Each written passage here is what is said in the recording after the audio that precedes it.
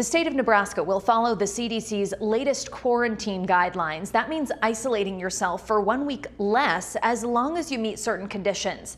KETV News Watch 7's Waverly Monroe speaks with one of Nebraska medicine's top doctors about his recommendations.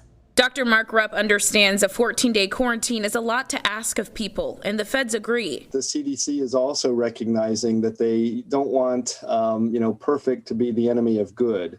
Is kind of, one way of looking at it. By recommending a shorter quarantine, an entire week less, the CDC hopes more people will follow the guideline. The thought is that people will be able to comply with these shorter periods of quarantine a little bit more readily and therefore are more likely to get all the way through that period of quarantine rather than potentially breaking quarantine because it's just too long. But a 1-week quarantine comes with conditions.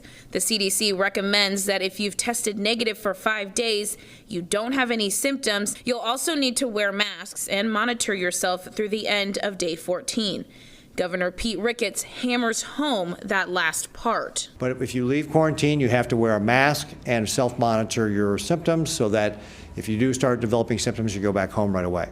Ricketts also suggested another option during his daily briefing Friday. Another option is just to wait 10 days and leave quarantine. But again, you'll still have to, after that 10th day and you leave quarantine, you'll still have to wear a mask and self-monitor. Dr. Rupp says there's still a chance you'll spread the virus 10 days in. The risk of transmission with a PCR test is really less than 0.5%. Okay. And again, if you do it at 14 days with a test, it's essentially 0.